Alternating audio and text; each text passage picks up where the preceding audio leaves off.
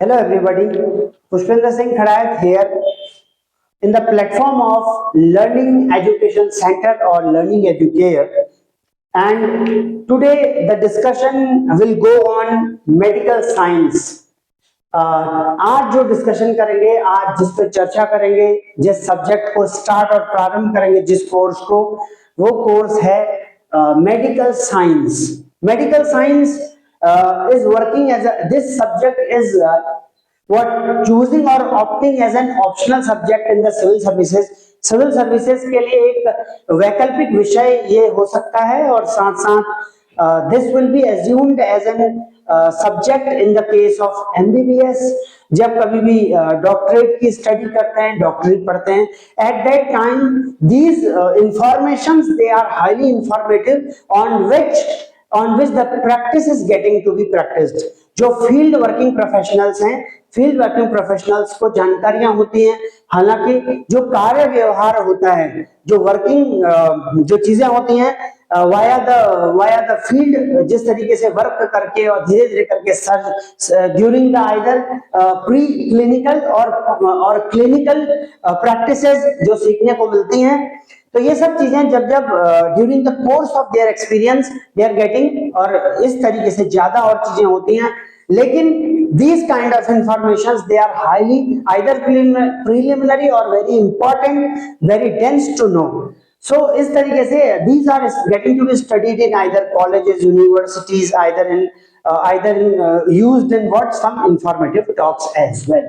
तो अब स्टार्ट करते हैं क्या मेडिकल साइंस है. मेडिकल साइंस में अगर as an optional subject civil service और स्टेट पीसीएस के हिसाब से देखें तो that is getting to be consisted into again two papers like paper number 1 and paper number 2. अब इसे भी दो तरीके से ले सकते हैं, प्रश्न पत्र पहला और प्रश्न पत्र द्वितीय. तो पहला प्रश्न पत्र क्या है? First what is first paper? First paper is having what about the anatomy.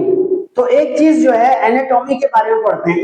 इसमें सबसे पहले paper number first that is having this pre clinical subject. कहने का मतलब ये है, ये सब्जेक्ट जो होते हैं पेपर नंबर 1 में that is belonging to the pre clinical subjects, और paper number 2 that paper number 2 is getting to belonging into clinical subjects.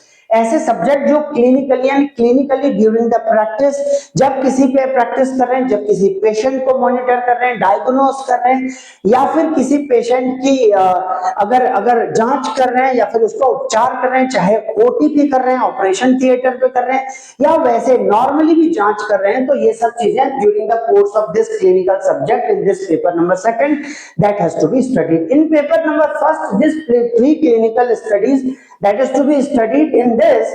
First we have anatomy. क्या होता है anatomy?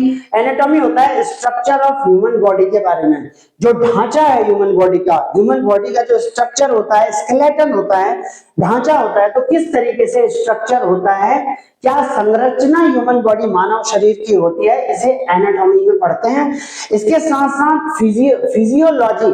अब physiology whenever we will discuss about how organs and system works. अब body में जो होता है, human body is having a different organs like kidney is there. Kidney का काम क्या होता है? अगर हार्ट का काम है तो हार्ट पंप करता है ब्लड को, और किस तरीके से डीऑक्सीजनेटेड ब्लड है, क्या ऑक्सीजनेटेड ब्लड है, वेन्स और आर्टरीज मतलब और नाड़ियां और धमनियां क्या है, तो इस तरीके से. और लीवर क्या करता है, लीवर का वर्क क्या होता है, what is the working of respiratory tracts, what is, और गुर्दे क्या होते हैं, और इस तरीके से जो स्केलेटन है, अंदर जो ढांचा होता है वो क्या होता है, और इसके साथ there are many things to work upon. Lungs क्या होते हैं. तो इस तरीके से how organs and system works, क्योंकि human body which is having cells, सबसे छोटी इकाई जो होती है वो क्या होती है, सेल होती है. और फिर सेल से किस तरीके से सेल से इस तरीके से मसल्स एंड देन ऑर्गन्स बनते हैं, और ऑर्गन्स को जोड़ जोड़ के पूरा मानव शरीर यानी ह्यूमन बॉडी बनता है. So physiology which is the study of how organs and system work, किस तरीके से जो ऑर्गन्स हैं और जो पूरा तंत्र है वो कार्य करता है, तो उसका कार्य विस्तारण जो है वो किसमें पढ़ा जाता है, फिजियोलॉजी में पढ़ा जाता है, which belonging to paper number 1 in case of medical science. अब बायोकेमिस्ट्री, इसमें बायोकेमिस्ट्री पढ़ते हैं, इसका मतलब यह है द थिंग। अब देखिए बायोकेमिस्ट्री में क्या है कि किस तरीके से, जैसे जैसे फॉर एग्जांपल नर्वस सिस्टम है, इन अवर नर्वस सिस्टम क्या होता है कि सारे के सारे जो इंफॉर्मेशन है that is to be getting to float into what electrochemical signals के रूप में चलते हैं। मतलब in our brain, in human body और human brain is consisting of millions and trillions of neurons, और इसीलिए उसे कहते हैं बायोलॉजिकल न्यूरल नेटवर्क बोलते हैं। उसी की तर्ज पे जो आजकल बनता है that is called artificial neural network, ANN बोलते हैं, जिसमें सारा का सारा artificial intelligence, AI, machine learning और इतना सारा का सारा जो कृत्रिम बुद्धिमत्ता है, आर्टिफिशियल इंटेलिजेंस, वो टिका हुआ है। तो इसी तरीके वो सारा का सारा ह्यूमन ब्रेन बीएनएन में भी है, बीएनएन से मैप्ड है, तो इसीलिए वो चीजें होती हैं। तो किस तरीके से बायोकेमिस्ट्री बॉडी के अंदर काम करती है, कैसे ह्यूमन में जो दवाइयां होती हैं, मेडिसिन होती है, कैसे ड्रग्स तैयार होते हैं, केमिकल फॉर्मूला क्या होता है, कैसे केमिकल कंपोजिशन होता है, कैसे सॉल्ट बनता है, बाय व्हाट प्रोसेस बनता है, किस ड्यू फॉर्मेशन से बनता है और कब कितने प्रोपोर्शन से बनाया जाता है, तो ये सारा पॉलीमराइजेशन क्या होता है, बहुत सारी चीजें। तो इस तरीके की चीजें we will discuss upon biochemistry, मतलब बायोलॉजी और बायोटिक चीजों का केमिस्ट्री के साथ मिला करके मेडिकल में प्रैक्टिस करना, that will belonging upon this biochemistry which is getting to be studied again in paper number 1 in case of medical science, और इस तरीके से चिकित्सा विज्ञान में पढ़ते हैं। अब ये पैथोलॉजी है, पैथोलॉजी क्या होता है, pathology means cause and effect of diseases. तो जितने भी डिजीज हैं, जो भी डिजीज है, जो बीमारियां हैं, उसके क्या कॉज हैं, व्हाट आर द कॉजेज, क्या कारण है, किस कारण से बीमारी हो रही है और क्या प्रभाव पड़ रहे हैं, तो वो सब पढ़ते हैं पैथोलॉजी में। So in pathology what is getting to discuss, the getting to discuss is cause and effect of diseases. तो ये भी this is also part of paper number 1. now microbiology, अब माइक्रो मतलब छोटा होता है, बायोलॉजी तो इसका मतलब लाइक बैक्टीरिया, वायरसेस, फंजाई और पैरासाइट्स। तो इसका मतलब ये सारी की सारी चीजें आइदर बैक्टीरिया हो गए, अब छोटे छोटे बैक्टीरिया होते हैं, अब जैसे मान लीजिए कोई भी चीज डिकम्पोज होती है तो डिकम्पोजर्स भी कहलाते हैं कई बार ये, तो कहने का मतलब माइक्रोबैक्टीरियाज भी होते हैं, कोई भी चीज होती है तो धीरे धीरे उसको पूरा जो है अवशोषित कर लेते हैं, तो इसीलिए बैक्टीरिया हो गए। और वैसे भी बैक्टीरिया होते हैं, किसी फंगल इन्फेक्शन होता है जब वैसे बैक्टीरिया हो जाते हैं, कोई भी बैक्टीरियल इन्फेक्शन होता है तब भी बैक्टीरिया पनपते हैं, कहीं पर बैक्टीरिया जम जाते हैं तो उसकी वजह से होने वाले बैक्टीरियल डिजीजेस होता है, उनका डायग्नोस, उनकी पहचान करना, उनके प्रभाव देखना, ये माइक्रोबायोलॉजी में होता है। और इस तरीके से बैक्टीरिया से क्या हो रहा है, वायरसेस क्या हो रहे हैं, अभी कितने प्रकार के वायरस होते हैं, बहुत प्रकार के वायरस हमेशा फैलते ही रहते हैं कभी ना कभी। So these kind of viruses that are also studied in this microbiology, fungi also and parasites also getting to be discussed here in this microbiology. now what is pharmacology? अब फार्माकोलॉजी क्या होता है, मेडिसिन, फार्मा मतलब क्या होता है, medicine, यानी दवाइयों से संबंधित होते हैं, इसका मतलब औषधियों से संबंधित होते हैं, तो इसलिए फार्माकोलॉजी कहलाता है। Pharmacology which is belonging to what, which is belonging to like medicine.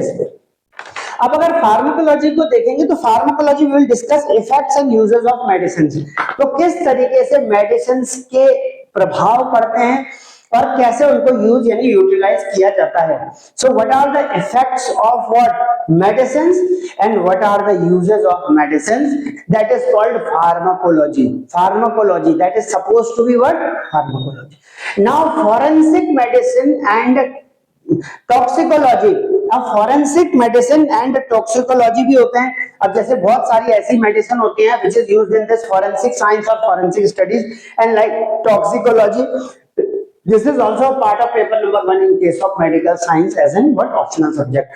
now epidemiology क्या होता है, diseases and distribution and prevention, तो किस तरीके से जो डिजीजेस होते हैं उसके बारे में, और जो डिस्ट्रीब्यूशन, डिजीज डिस्ट्रीब्यूशन कैसे है, किस तरीके से, एपिडेमियोलॉजी मतलब ये होता है कि किस तरीके से कोई बीमारी बढ़ती है, कैसे वितरण होता है उसका, और प्रिवेंशन, उसके क्या क्योरिंग इफेक्ट्स हैं, कैसे क्योर किया जाता है, कैसे प्रिवेंशन रोकथाम की जाती है, तो this is what epidemiology. Now what is genetics, genetics भी होता है कि इनहेरिटेंस एंड जेनेटिक डिसऑर्डर, तो किस तरीके से जेनेटिक्स होता है, what kind of genetics we have, genetics here है ना। तो जेनेटिक्स में बहुत सारी चीजें आती है, मेंडलीव्स का भी लॉ आ सकता है, इसमें बहुत सारी चीजें। तो क्या होता है डीएनए, व्हाट इज आरएनए, तो इस तरीके से what is the replication of genetics, what is reproduction, कैसे जेनेटिक्स अपने आप को रिप्रोड्यूस करता है, सेम जेनेटिक्स क्या होता है। So this is affected in what genetics. तो what is this immunology, immunology means body defence against diseases. Immunology मतलब क्या होता है कि जैसे एंटीबॉडीज होते हैं, कहने का मतलब ये है प्रतिरोधक क्षमता शरीर के भीतर होती क्या है। So that is what comes under this immunology.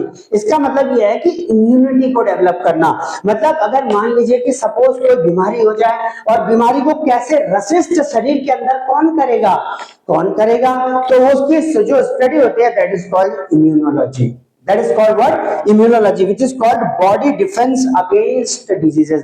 मतलब बॉडी का जो प्रतिरोध है, डिफेंस है किसके विरुद्ध, किसके विपरीत, प्रतिकूल डिजीज के, यानी बीमारियों के। तो इस तरीके से अस्वस्थता के, तो ये कहलाता है immunology. So this entire structure that comes under paper number 1, ये सारा का सारा पेपर नंबर 1 यानी प्रश्न पत्र 1 में आता है, which is a part of core part of pre clinical studies. कहने का मतलब ये है कि चेक करने से, चीजें करने से पता चलती हैं और ये स्टडी करते हैं, इसलिए प्री क्लिनिकल बोला है कि ये तो पता होना ही चाहिए। प्रिलिमिनरी, क्लिनिकल और प्री क्लिनिकल, ये चीजें। अब जैसे clinical, during the course of clinical practices ये चीजें ज्यादा बहुत पता चलती हैं। What is this? अब जैसे क्या होता है लाइक जनरल मेडिसिन। अब ये क्या चीज होती है? General medicine. तो जनरल मेडिसिन में क्या होता है?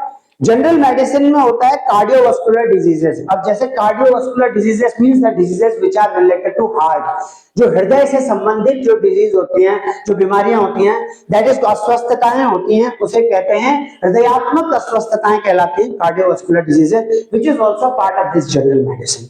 नाउ रेस्पिरेटरी डिजीजेस, ऐसे श्वसन तंत्रात्मक जो बीमारियां होती हैं that is called respiratory diseases. और गैस्ट्रोइंटेस्टाइनल डिजीजेस, ऐसे जो गैस्ट्रोइंटेस्टाइनल मतलब जो गैस्ट्रिक और वगैरह इन सब से रिलेटेड कोई और इससे रिलेटेड बीमारियां होती हैं। And endocrine disorders and neuroclinical disorders, मानसिक रूप से साइकेट्रिक जो डिसऑर्डर्स होती हैं that is called what? Neuroclinical disorders also. और यहाँ पर पूरा इस अस्थि मज्जा से यहाँ पे लाइक दिस, ये जो पूरा पीछे का मेरुदंड होता है, इससे बहुत जो रिलेटेड यहाँ पूरे ऊपर तक कनेक्ट होती है, इससे रिलेटेड होती हैं। लाइक इन्फेक्शियस डिजीजेस, और किस तरीके से जो संक्रमणात्मक जो बीमारियां होती हैं that is called infectious diseases, that is also comes under this general medicine. ये क्या होता है? पेपर नंबर 2 का हिस्सा बनता है, प्रश्न पत्र द्वितीय। So paper number 2 that comes under also this medical science, which is also part of this what optional subject has been civil service examination either in UPSC, either in any SPSC, state public service commission, or either in any of the what their specific subjects, जहां पर भी अगर इसको core as an information use करना चाहते होंगे तो वहां पर भी ये बड़ा प्रयोग में आता है। प्रयोगात्मक तो होता ही है, साथ साथ जो जनरल सर्जन है, so this is general surgery. What is this general surgery? अब जनरल सर्जरी में क्या प्रिंसिपल ऑफ सर्जरी, अब सर्जरी कोई करते हैं भाई, कोई किसी भी तरीके की सर्जरी करते हैं, तो सर्जरी करते हैं तो उसका कोई ना कोई सिद्धांत होता है, किस आधार पे करते हैं, किस चीज की सर्जरी करते हैं, ये सब चीजें देखना होता है। So this will comes under this general surgery. And what? Trauma management. Let us suppose some trauma is there, some migraine is there, some immediately some attack is there, so that kind of management is also comes under this general surgery, because that needs immediate surgery to work upon। मतलब मान लीजिए कोई patient है, कोई व्यक्ति है, उसको immediately कोई घात आ गया और वो ट्रॉमा कुछ और ऐसा हो गया, कोई और ऐसी बड़ी बीमारी खड़ी हो गई, तो चूंकि सर्जरी करनी पड़ी तो that will comes under the study of this general surgery. Now what it is? Wound healing. अब जैसे वुंड, चोट पटक लग जाना और उसकी हीलिंग मतलब भरना, तो घाव का जो भरना होता है wound healing, that will comes under this also, क्योंकि वो भी सर्जरी मांगती है। कई बार क्या होता है, फोड़े हो जाते हैं, फोड़े फुंसी हो जाते हैं, कई बार सिस्ट, गांठ हो जाती है, और बहुत प्रकार की चीजें होती हैं, गांठ हो जाती है, कोई ट्यूमर होता है, सर ऑपरेट करना पड़ता है, सर्जरी करनी पड़ती है, तो ये सारी की सारी चीजें होती हैं। और गैस्ट्रोइंटेस्टाइनल सर्जरी भी हो सकती है, क्योंकि सर्जरी तो हो किसी की भी सकती है, इसी तरीके से जनरल मेडिसिन भी किसी की हो सकती है। चूंकि क्या होता है, during these studies, this study is getting to studied in the clinical behavior. जब किसी पेशेंट के साथ इंटरेक्ट कर रहे होते हैं तो ऐसे समय पर किसकी कैसी समस्याएं शरीर में उद्घाटित और उद्भव हो रहा होता है, एनर्जी कैसे जनरेट हो रही होती है कि उसको कैसे क्या करना है, डायग्नोज करना है, तो वो चीजें वहां पर तब ज्यादा पता पड़ती है। That will comes under medical science. और साथ साथ पहले से उनकी स्टडी कर ली जाती है बहुत सारी, और कुछ तो एकाएक जो नई नई बीमारियों के भी टाइप होते हैं कि नई नई बीमारियां भी कई बार होती ही रहती हैं। तो इसीलिए जनरल सर्जन, और जनरल सर्जन में क्या है कि यूरोलॉजी भी है, और लाइक बर्न्स एंड शॉक्स, कई बार जल जाते हैं, जलने में भी सर्जरी होती है, बर्न्स हो जाता है, और शॉक्स पड़ जाते हैं तो ऐसे अटैक्स पड़ जाते हैं तो ऐसे में भी कई बार सर्जरी, बाईपास सर्जरी होती है, कई बार हार्ट की कुछ और सर्जरी होती है, तो that will also comes under this general surgery. Now obstetrics and gynecology. Now what is this of obstetrics and what gynecology? This is basically about जैसे स्त्री रोग से या स्त्री के जो उपचार से संबंधित है उसे गायनोकोलॉजिस्ट बोलते हैं, गायनोकोलॉजी कहलाता है। और नॉर्मल प्रेगनेंसी एंड लेबर, तो किस तरीके से गर्भ, किस समय पर गर्भ होता है, कैसे होता है, नॉर्मल डिलीवरीज कैसे होती हैं, हाउ टू ऑपरेट, चाहे वो ऑपरेट होकर के होती है, नॉर्मल डिलीवरी होती है, that will also comes under the part of this what gynaecology. Gynaecologist will treat on this. And what antenatal and yes and this what high risk pregnancy. इसको पहले देख लेते हैं कि high risk pregnancy, it means that pregnancy is also there, that may be either high risk pregnancies, that may be also like normal pregnancy, that may be like operating pregnancy, तो that all comes under the area of this gynaecology and obstetrics. अगर हम देखें like family planning, अब अगर परिवार नियोजन करना है, इसमें अगर यहाँ पर यह भी देख लेते हैं कि फैमिली प्लानिंग क्या होती है, तो फैमिली प्लानिंग के भी बारे में जो है परिवार नियोजन के बारे में बताया जाता है इस सब में, कि किस तरीके से कितने बच्चे हो सकते हैं, कितने किसी को चाइल्ड हो सकते हैं, क्योंकि दैट फैमिली प्लानिंग समहाउ इसलिए भी शायद इंपॉर्टेंट होती हो कि किस तरीके से एक सिक्योर एनवायरनमेंट अपने लाइफ के लिए रखना है, तो कितने लोग होने चाहिए उसके लिए भी होपफुली रहता है कि किस प्रकार से करेंगे, तो family planning is also important. तो इसीलिए नेक्स्ट मेंस्ट्रुअल डिसऑर्डर, जितने भी जिस तरीके के मेंस्ट्रुअल साइकिल्स हैं और किस तरीके के कोई मेंस्ट्रुअल डिसऑर्डर्स हैं, कोई परामर्श हैं, तो that will also comes under this. All the things related, mainly related to these things, that will comes under gynaecologist. Gynaecology से होते हैं। इनफर्टिलिटी के भी बारे में, कई बार क्या होता है इनफर्टिलिटी की भी इंफॉर्मेशन होती है किसी को, कई बार इनफर्टिलिटी मतलब क्या होता है कि कई बार गर्भ धारण नहीं भी हो रहा होता है, कोई और बात होती है, कोई ऐसा परामर्श है, कई बार और कोई समस्याएं हैं, प्रेगनेंसी रिलेटेड तो है ही, इसके साथ साथ और भी ह्यूमन बॉडी से related which is related to women as well, तो mostly treated by as an gynaecology. Next क्या है कि पेडियाट्रिक्स में क्या होता है, ग्रोथ एंड डेवलपमेंट, किस तरीके से ग्रोथ एंड डेवलपमेंट होता है, तो किस तरीके से ग्रोथ होगी और डेवलपमेंट होगी, मतलब विकास होगा, कैसे कोई अंग बढ़ रहा है, कोई कुछ बढ़ रहा है, तो ये सब पेडियाट्रिक्स में होता है।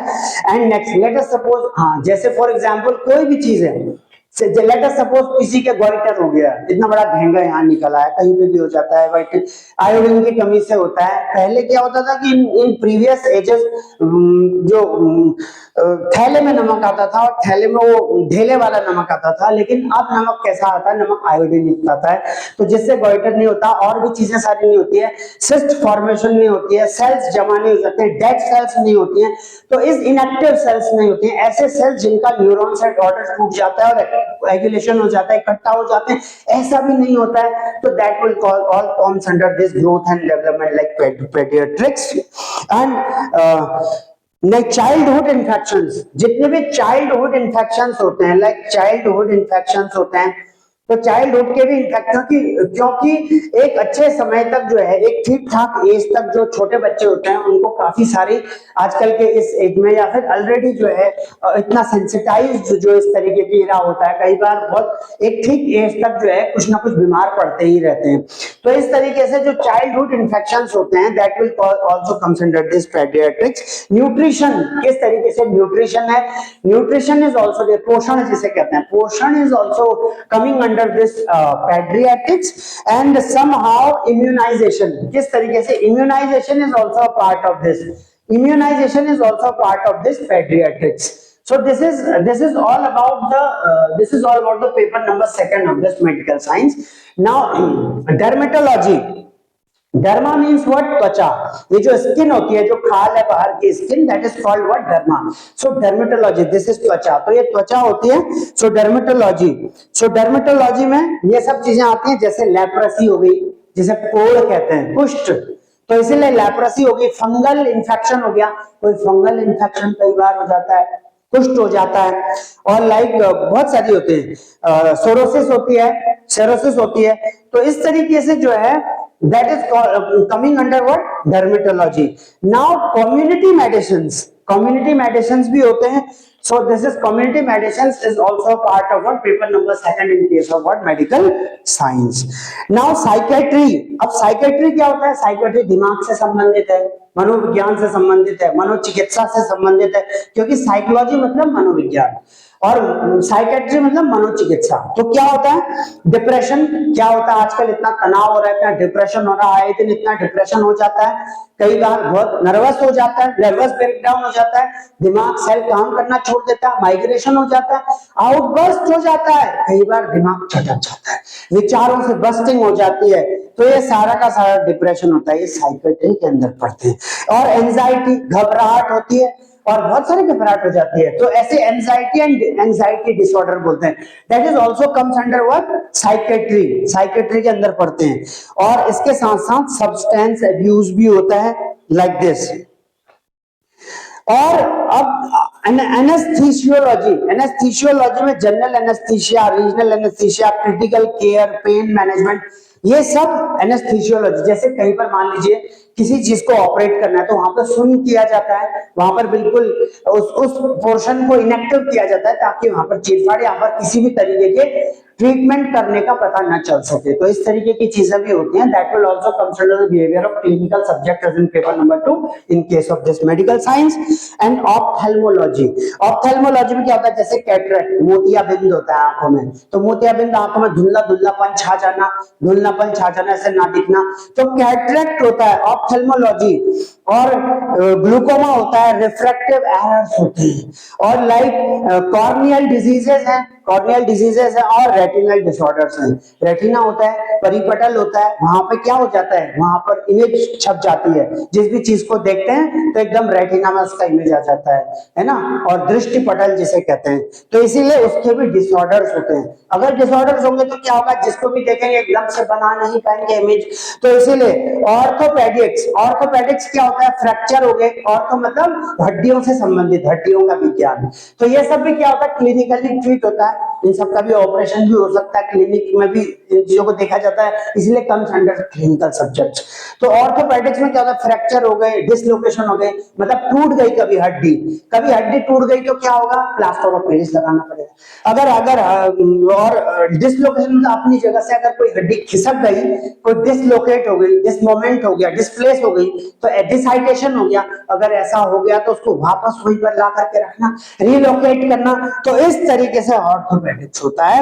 और बोन ट्यूमर्स भी होते हैं कई बार, और आर्थराइटिस भी होता है, और लॉन्गिट्यूडनल डिफॉर्माइटिस भी होता है. तो कहने का मतलब यह है कि हड्डियों से संबंधित जितनी भी बीमारियां होती हैं, चीजें होती हैं, we will discuss slowly and gradually एक करके चीजों को देखेंगे. इनमें आंसर राइटिंग भी कर लेंगे. So this will all comes under what? Orthopaedics में होता है. Now paediatrics. पेडियाट्रिक्स में क्या होता है? ग्रोथ एंड डेवलपमेंट, और neonatology, childhood infection, nutrition and immunisation. अब कुछ हाई यील्डिंग टॉपिक्स भी होते हैं. Now some of the topics which are related to high yielding topics which are called HYT, high yielding topics. तो high yielding जो मतलब commonly occurring topics जो होते हैं, लेकिन हो ही रहे होते हैं, है ना, हर जगह पर घटित हो रहे होते हैं, और इसलिए देखने बहुत जरूरी होते हैं. क्या होते हैं वो? हाइपरटेंशन. अब हाइपरटेंशन होती है कई बार बहुत, है ना, हाइपरटेंशन हो जाती है. डायबिटीज मेलिटस है, डायबिटीज में शुगर जनरली जैसे बोलते हैं, डायबिटीज मधुमेह की बीमारी होता है ना. डायबिटीज में तो क्या होता है कि that is called the inventor of all diseases. तो डायबिटीज हो जाए तो उससे प्रतिरोधक क्षमता शरीर की घट जाती है। घट जाती है तो क्या होता है, फिर सारे रोग आक्रांतित हो जाते हैं होने के लिए शरीर में। तो इसीलिए इंटरनली बहुत एब्जॉर्प्शन होने लग जाता है, यूरिन ज्यादा आता है, इसके साथ साथ बहुत सारी बातें और भी हो जाती हैं। तो इसीलिए डायबिटीज मेलिटस टाइप 1 टाइप 2 ऐसे बहुत प्रकार की डायबिटीज होती हैं। तो इसीलिए जो है डायबिटीज मेलिटस भी पढ़ेंगे, ट्यूबरक्लोसिस जिसे टीबी बोलते हैं शॉर्ट में। अब टीबी क्या होता है, बहुत खांसता है जब व्यक्ति, बलगम कफ में कालापन होता है जब वो थूक रहा होता है, जब कोई भी चीज ऐसे कफ जो खकार होता है मुंह से उसको थूक रहे होते हैं, कालापन होता है। तो कालापन क्या होता है, ट्यूबरक्लोसिस बन जाता है, तो इसीलिए टीबी बोलते हैं उसे। Now next is coronary artery diseases. ऐसे बहुत सारे डिजीजेस होते हैं, दैट इज आल्सो, जैसे एक कोरोनरी आर्टरी डिजीज है, जो आर्टरीज हैं उनमें भी डिजीज हो जाती है। अब जैसे फॉर एग्जांपल क्या होता है, जैसे धमनियां होती हैं, आर्टरीज की स्वेलिंग हो जाती है, वेन्स की स्वेलिंग, आर्टरीज की स्वेलिंग होती है तो क्या होता है, ब्लड प्रेशर की बीमारी हो जाती है। जैसे फॉर एग्जांपल मान लीजिए खून बह रहा है, खून बह रहा है, नॉर्मल रेट से बह रहा है। अब अगर जो नली है, खून रक्त नली है, यानी जो आर्टरी है, वो अंदर से भी सूज जाएगी, ड्यू अगर ज्यादा फैट खाएंगे तो फैट से सूज जाए, कुछ और हो जाएगा इन्फेक्शन, तो भी ऐसा हो सकता है, अंदर से भी सूज जाए और बाहर से भी स्वेलिंग हो। तो कहने का मतलब जो नॉर्मल पैसेज ऑफ ब्लड था, अब वो तो जोर लगा के जाएगा, उसे ही इस तरीके के प्रेशर को कहते हैं ब्लड प्रेशर, क्योंकि ब्लड बहने के लिए प्रेशर लगाता है, इसीलिए कहते हैं ब्लड प्रेशर। और जब ऐसा होगा कंटिन्यूअसली तो ह्यूमन बॉडी में दर्द होगा, ह्यूमन बॉडी में एबनॉर्मल यानी असामान्य स्थिति खड़ी हो जाएगी, उसे ही बीपी कहते हैं। तो next is what, anaemia, shocks, burns और फ्रैक्चर हीलिंग। अब जैसे कहीं पर टूट जाए पैर तो कम से कम पूरा 4-5 महीना 3-4 महीने का समय तो लगता ही है, हाथ पैर कोई भी टूट जाए, पैर टूट जाए, कुछ और हो जाए, रॉड डल जाए तो उसमें और भी ज्यादा समय लगता है, कुछ और हो जाए, यहाँ पूरी हड्डी पीछे की खसक जाए, कई बार तो कंप्लीट बेड रेस्ट भी हो जाता है, कई बार तो व्हील चेयर में हो जाता है कोई, इस प्रकार की घटनाएं होती रहती हैं। तो इसीलिए एंटीनेंटल केयर भी होता है और family planning, national health programmes, ऐसे बहुत सारे प्रोग्राम्स होते हैं, because this is a topic. जैसे नेशनल हेल्थ प्रोग्राम्स हैं, ऐसे नेशनल क्या होते हैं, हेल्थ प्रोग्राम्स होते हैं, बहुत सारे नेशनल हेल्थ मिशन होते हैं तो चलाए जाते हैं, जैसे टीबी मुक्त करने के लिए, है ना, और टीबी से, और बचपन में जो पोलियो की ड्रॉप पिलाई जाती है ताकि पैर टेढ़े ना हो, कुछ और शरीर में इन्फेक्शियस डिजीजेस ना हो, जेनेटिकली डिसऑर्डर्ड ना हो, इस तरीके की चीजें कराई जाती है, टीके लगवाए जाते हैं समय समय पर, छोटे अवस्था में भी। और जैसे कोरोना आया था, कोरोना में 2 वैक्सीन लगी थी, 2-2 3-3 वैक्सीन लगी, तो इस तरीके से लगते रहते हैं, कभी ना कभी कोई ना कोई जब बीमारियां आती है तो कुछ ना कुछ टीके जब लगते हैं, तो इस तरीके से नेशनल हेल्थ मिशन के नेशनल हेल्थ प्रोग्राम्स चलते हैं, और इस तरीके से राष्ट्रीय जो स्वास्थ्य कार्यक्रम चलते हैं, वो इसलिए चलते हैं और चलने चाहिए कि जो राष्ट्रीय स्तर का जो सुविधा है, स्वास्थ्य है, वो सबका बन सके, सब मस्त रह सके, क्योंकि जब शरीर स्वस्थ होगा, कहा जाता है कि एक स्वस्थ शरीर में ही एक स्वस्थ तन का विकास होता है, एक स्वस्थ तन में एक स्वस्थ मन होता है, और फिर वहीं से विचार, वहीं से कर्म पैदा होते हैं। अब शरीर ही गला होगा, शरीर ही पड़ा होगा तो क्या ही कर लेगा। तो इसीलिए जो है नेशनल हेल्थ प्रोग्राम जरूरी होते हैं, इसीलिए ईमानदारी से नेशनल हेल्थ प्रोग्राम चलाने बहुत जरूरी होते हैं। इसीलिए नेक्स्ट क्या है कि इम्यूनाइजेशन शेड्यूल भी होता है, इम्यूनाइजेशन शेड्यूल, और इसे बोलेंगे ग्लूकोमा वगैरह और भी चीजें होती हैं। तो ये सब वो चीजें हैं जो which we are discussing in medical science as an what subject.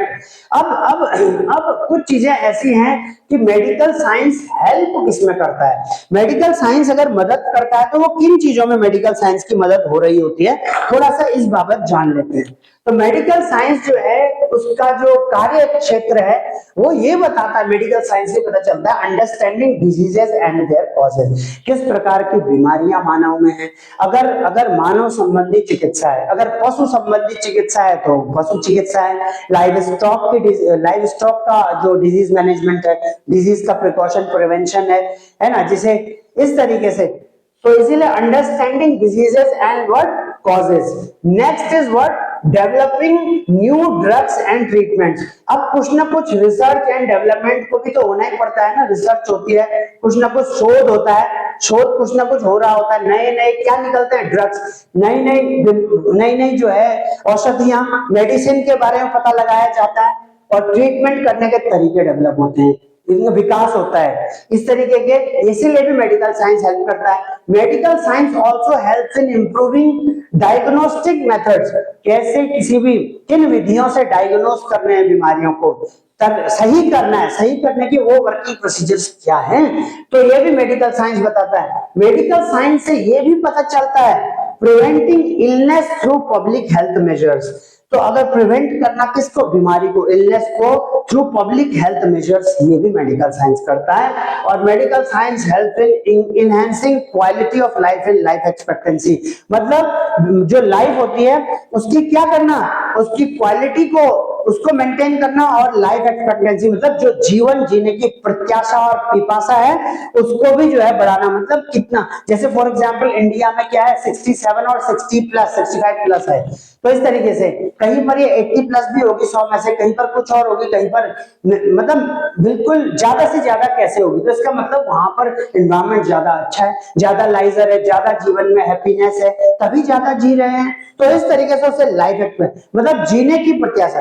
अब अगर जीने की प्रत्याशा कब खत्म हो जाएगी, जब गरीबी होगी, भुखमरी होगी, बेरोजगारी होगी, चीजें होंगी और न जाने क्या क्या होगा, नकारात्मकता ही नकारात्मकता होगी, और इसके साथ साथ क्राइम रेट शरीर के संदर्भ होंगे, जैसे भी बलात्कार होंगे तो क्या होगा, फिर तो लाइफ एक्सपेक्टेंसी नकारात्मकता का वाचन ज्यादा होगा, तो इस तरीके से जो लाइफ एक्सपेक्टेंसी है वो थोड़ा थम सी जाएगी। तो इसीलिए enhancing quality of life and life expectancy, ये भी medical science helps in like this. तो इस तरीके से मेडिकल साइंस को अगर देखें, so we will discuss, if we will thoroughly discuss upon और if we will brief about this medical science. So अब देखिए कुछ चीजें ऐसी हैं जानने की। अब मेडिकल साइंस की ये सारी चीजें लगेंगी कहाँ पे, ये लगेंगी तो अस्पतालों के माध्यम से, हॉस्पिटल्स के माध्यम से, सामुदायिक केंद्रों के माध्यम से, है ना, सामुदायिक केंद्रों के माध्यम से, अस्पतालों के माध्यम से, बड़े हॉस्पिटल्स के माध्यम से, और छोटे जो भी जैसे मोहल्ला क्लिनिक है, कोई भी तरीके के क्लिनिकों के माध्यम से लगेंगे, और किसी भी तरीके से तब चलेंगे। लेकिन अब कब नहीं चल पाएंगी, कब चल पाएंगे, चल तब पाएंगे जब वो सब अच्छे होंगे, अच्छी अवस्था में होंगे, अच्छा इंफ्रास्ट्रक्चर होगा, और बिल्कुल सही बिल्डिंगें वगैरह होंगी, और सुविधाएं अंदर होंगी, लैब्स होंगी, मशीनें होंगी, चाहे वो प्राइवेट में चाहे पब्लिक में हो, सरकारी अस्पतालों में हो, तो वो सब जगह होगा, सामुदायिक केंद्रों में स्टाफ हो, वहां पर नियुक्ति हो, तो ये सब तभी हो पाएगा। अब कब नहीं होगा, जब ये सब चीजें नहीं होंगी, नियुक्तियां होंगी नहीं, स्टाफ होगा नहीं, और चीजें होंगी नहीं, और सारा पैरालिसिस होगा, पॉलिसी पैरालिसिस होगा, नेशनल प्रोग्राम सिर्फ कहने भर तक के लिए होंगे नहीं, है ना, खाली कहने प्रचार प्रसार के लिए होंगे, लेकिन होंगे नहीं, और फिर ज्यादा से ज्यादा बस मंडन और मंचन ही चल रहा होगा पता नहीं क्या। तो अगर ऐसा होगा तो तब ये जितनी भी सारी चीजें स्टडी की हैं तब क्या हो पाएंगे, तब नहीं हो पाएंगे। इसीलिए मेडिकल साइंस में जितनी भी आइदर पेपर 1 और पेपर 2 जितनी भी सारी चीजें, आइदर दैट प्री क्लिनिकल और post clinical, that will be addressed, properly addressed whenever there is good amount of hospitals in the country, in the states, कहीं पर भी हो, अच्छे चल रहे हो, सामुदायिक केंद्र हो, बढ़िया हो, सुविधाएं हो, डॉक्टर्स हो, हॉस्पिटल स्टाफ हो, और पेशेंट्स को अच्छे से मॉनिटर किया जाता हो, और सही और वाजिब और पैसे में इकोनॉमिक रेट पे किया जाता हो, और इस तरीके का, तब जाकर के लाइफ एक्सपेक्टेंसी बढ़ेगी, है ना, तब इस तरीके से। फिलहाल however if you will what thoroughly conclude about this medical science as an optional subject either in case of civil services or in state public service commission, so we will, or either as an elective subject or some specialized focus study, so that is what medical science is having. Paper number 1, which is called to be as pre-clinical subjects, which is having anatomy like physiology, biochemistry, pathology, microbiology and pharmacology, forensic medicine and toxicology and epidemiology, genetics and immunology. And likewise in the paper number 2, which is coordinating with the clinical subject, and which is having like general medicine, general surgeon and obstetrics and what gynecology, likewise pediatrics and dermatology and community medicines, as well as what psychiatry and anesthesiology and ENT, ear, nose and throat, and like this, and ophthalmology and orthopedics and pediatrics, and some of the recently occurring very new facts. They are called high yielding topics of high yielding, what phenomena which are occurring in the human body. Now, if we will somehow summarize the things, then we will discuss about the medical science helps in what understanding diseases and their causes, like developing new drugs and what treatments, and improving diagnostic methods, preventing illness through public health measures, and what enhancing quality of life and life expectancy. So by this way, we are going to summarize, we are going to what focus upon the topics, we are going to focus upon the entire course of this, what this medical science which we are looking upon in the future.